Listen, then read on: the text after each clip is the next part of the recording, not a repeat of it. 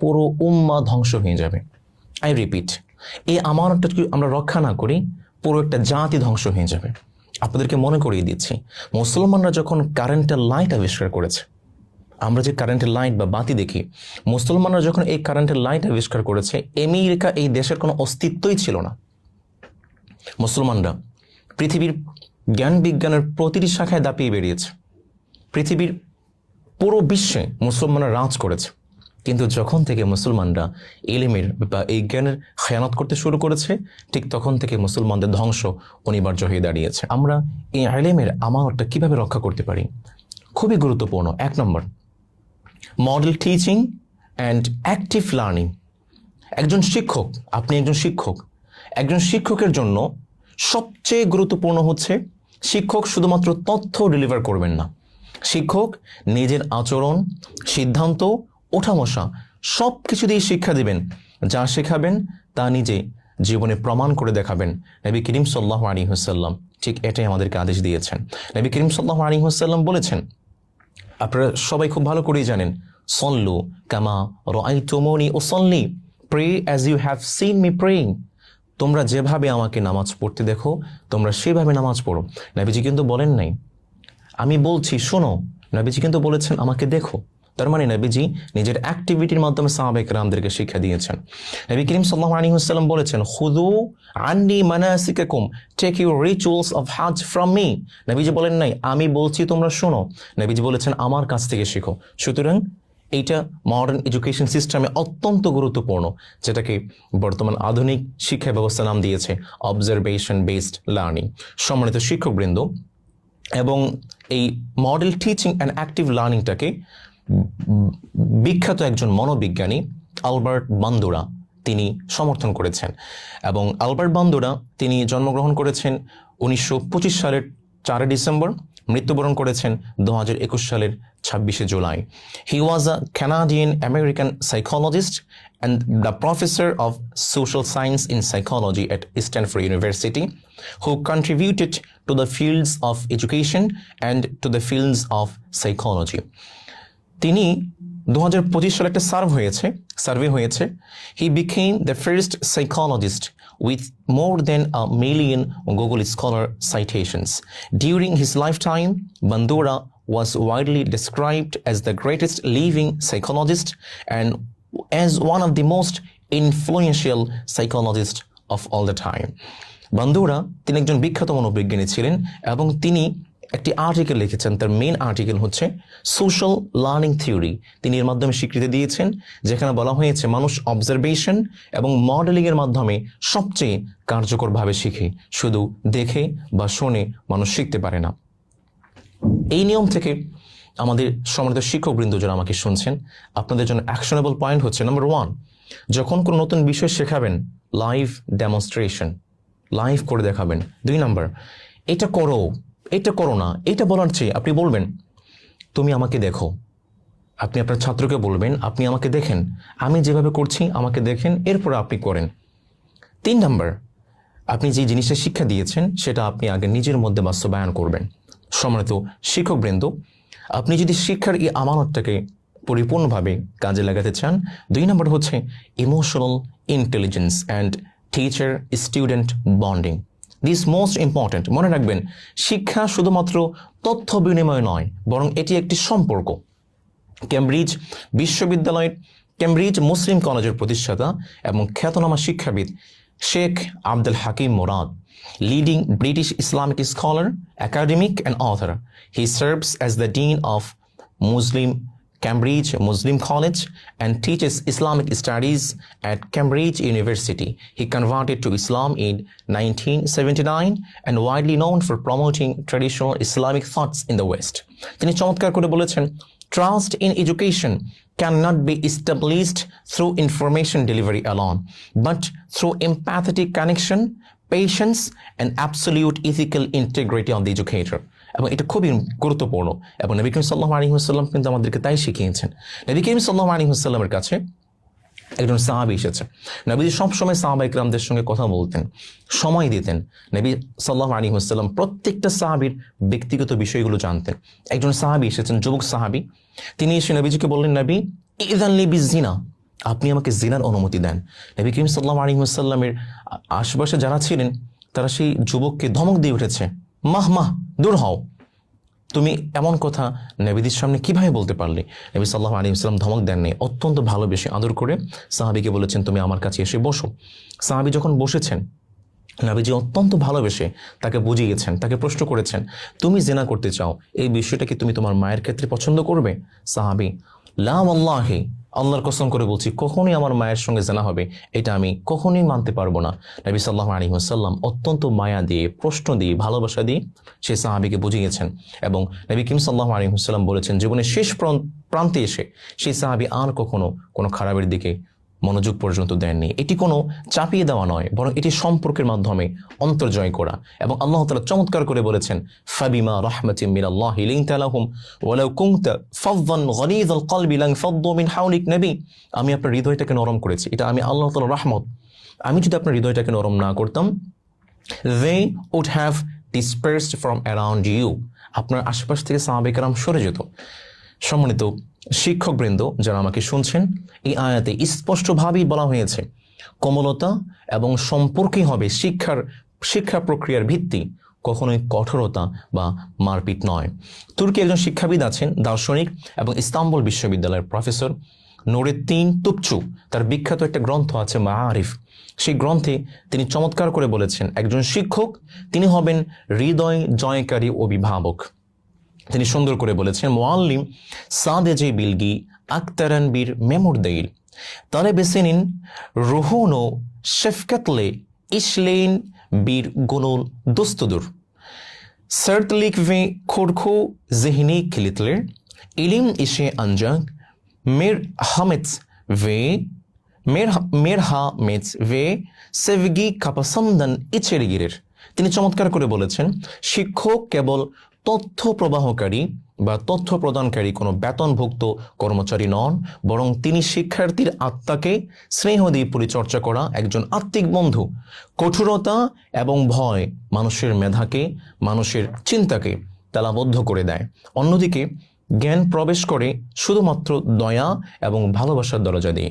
এবং এটি বিখ্যাত মনোবিজ্ঞানী কার্ল রজার্স অত্যন্ত চমৎকার করে সাপোর্ট করেছেন।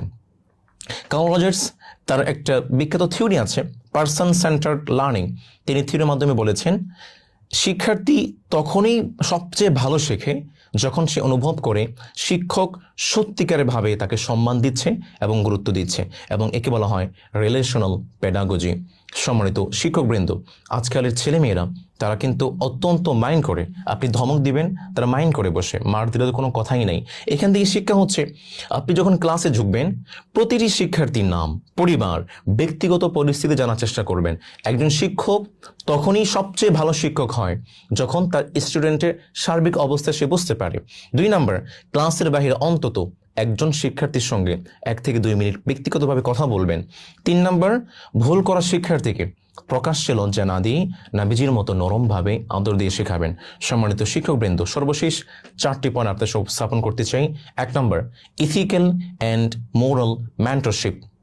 শুধু পরীক্ষায় পাশ করার উদ্দেশ্য নয়, বরং নৈতিক চরিত্র গঠন করতে হবে। 2 নম্বর, রোল মডেলিং। আপনি যেটা বলছেন সেটা আপনার কাজের মাধ্যমে প্রয়োগ করতে হবে। 3 নম্বর, স্টুডেন্ট সেন্টার্ড এমপ্যাথি। শিক্ষার্থীর ধারণ ক্ষমতা বুঝে তাকে সহজ ভাষায় শেখানো। 4 নম্বর, ট্রান্সপারেন্সি অ্যান্ড ওপেন অ্যাক্সেস। আপনি জ্ঞানটাকে নিজের মধ্যে আটকে না রেখে নিঃস্বার্থভাবে বিতরণ করবেন। সর্বশেষ আমি আপনাদের কাছে বলতে চাই, মাই ডিয়ার অনারেবল টিচার্স, আপনি যখন ক্লাসে প্রবেশ করি, ক্লাসে ঢুকি, আমরা শুধুমাত্র শিক্ষা বন্টন করি না, আমরা একটা আমানত বন্টন করি। আমি আপনাদের কাছে প্রশ্ন রাখতে চাই, আমরা কি সেই আমানতের প্রতি ইনসাফ করছি? আপনাদেরকে একটা প্রশ্ন করতে চাই, আপনারা কি জানেন এই পৃথিবীতে সবচেয়ে সেরা শিক্ষককে, যার ক্লাসের প্রতিটা মুভমেন্ট আজকের এই বর্তমানের মডার্ন এডুকেশন সিস্টেমে ফলো করা হয়, যার ক্লাসের প্রত্যেকটা পদক্ষেপ আজকের মডার্ন এডুকেশন সিস্টেমে ফলো করা হয়? আপনারা কি জানেন? তার নাম হচ্ছে আমাদের প্রিয় নবী মুহাম্মদ রাসূলুল্লাহ সাল্লাল্লাহু আলাইহি ওয়াসাল্লাম। আজকের বিশ্বে যারা শিক্ষকতার পেশাকে বেছে নিয়েছেন, আধুনিক বিশ্বে শিক্ষাটাকে ক্যারিয়ার হিসাবে দেখা হয়। নিজের জীবনের একটা গোল হিসেবে দেখা হয়, কিন্তু ইসলাম এই শিক্ষকতাকে একটা গুরুতর আমানত হিসেবে দেখেছেন, গুরুভার আমানত হিসেবে দেখেছেন। এই জন্য ইসলাম বলেছেন, ইসলাম শিখিয়েছেন শিক্ষক তিনি শুধুমাত্র ইনফরমেশন প্রোভাইডার নন, বরং একজন শিক্ষক তিনি হবেন একজন ছাত্রের জন্য ইন্টেলেকচুয়াল অ্যান্ড মোরাল মেন্টর। আর এই শিক্ষা হচ্ছে এমন একটা আমানত, যে আমানতটাকে আল্লাহ তাআলা পাহাড়ে দিতে চেয়েছিলেন, পাহাড় নিতে রাজি হয়নি। এই আমানতটাকে আল্লাহ তাআলা আসমানকে দিতে চেয়েছিলেন, আসমান নিতে রাজি হয়নি। জমিনকে দিতে চেয়েছিলেন, জমিন নিতে রাজি হয়নি। কিন্তু আল্লাহ তাআলা দয়া করে মায়া করে শিক্ষার এই আমানতটা আমাদেরকে দিয়েছেন। সেই কথাটাকে আল্লাহ তাআলা সূরাত আল আহজাবের ৭২ নম্বর আয়াতে সুন্দর করে বলেছেন, ইন্না আরাদনাল আমানা আলাস সামাওয়াতি ওয়াল আরদি ওয়াল জিবাল ফাআবাইনা আন ইয়াহমিলনাহা ওয়া আশফাকনা মিনহা ওয়া হামালাহাল ইনসান ইন্নাহু কানা যালুমান জাহুলা। Indeed, we offer the trust to the heavens and the earth and the mountains, and they declined to bear it and fear it, but the man bear it. আল্লাহ তাআলা এটাকে বিশাল একটা আমানত হিসেবে দিয়েছেন, এবং ইলমকে বা জ্ঞানটাকে আধুনিক বিজ্ঞান আমানত হিসেবে স্বীকার করে নিয়েছে।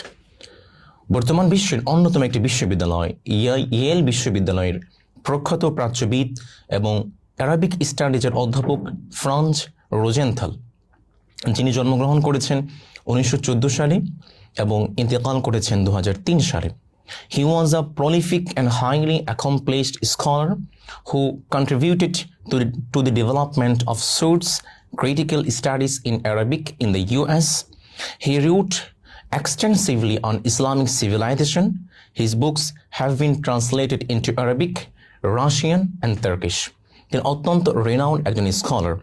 তিনি একটি গবেষণা করেছেন এবং তার ধ্রুপদী গবেষণা গ্রন্থ হচ্ছে knowledge triumphant, the concept of knowledge in medieval Islam. তিনি সেখানে দেখিয়েছেন ইসলামী একটি সভ্যতা, যে সভ্যতা মূলত জ্ঞান কেন্দ্রিক বা ইলম কেন্দ্রিক একটি সভ্যতা। কারণ ইলম এমন একটি ধারণা যা ইসলামকে প্রাধান্য দিয়েছে এবং মুসলিম সভ্যতাকে তার স্বতন্ত্র রূপ এবং চরিত্র দিয়েছে। মনে রাখবেন, ইসলাম কোনো অলীক ধারণা কিংবা অবাস্তব কল্পনার উপরে প্রতিষ্ঠিত নয়। ইসলাম জ্ঞান বিজ্ঞানের ভিত্তিমূলে প্রতিষ্ঠিত। আমাদের কনস্টিটিউশন, তাহলে কোরআনকে যদি আমরা রিসার্চ করি, অ্যানালাইসিস করি, প্রত্যেকটা সূরার মধ্যে আল্লাহ তাআলা কমপক্ষে 7 বার জ্ঞান বিজ্ঞানের দিকে আহ্বান করেছেন। আপনারা জানেন আল্লাহ তাআলা বলছেন কোরআন শুরু হয়েছে ইকরা বিসমি রাব্বিকাল্লাযী খালাক, read in the name of your Lord. সুতরাং ইসলাম এমন একটি সভ্যতা, যে সভ্যতা জ্ঞান বিজ্ঞানকে খুব বেশি গুরুত্ব দিয়েছে এবং জ্ঞান বিজ্ঞানকে আমানত হিসেবে দেখেছে। কয়েকটা রিসার্চ পেপারের নাম আপনাদের কাছে উল্লেখ করতে চাই।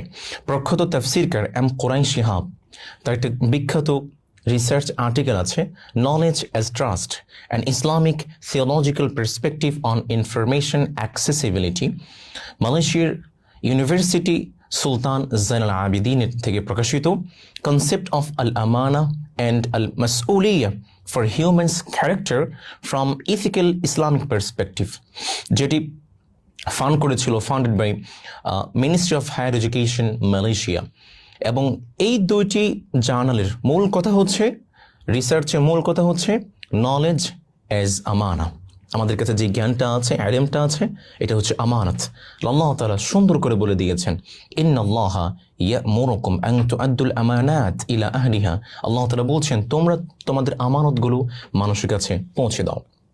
সম্মানিত প্রিয় ভাইয়েরা যারা আমাকে শুনছেন, এবার প্রশ্ন আসতে পারে, এই যে ইলম বা জ্ঞান নামক যে আমানতটা আমাদের কাছে আছে, এই আমানতটা যদি আমরা রক্ষা না করি তাহলে কি হবে?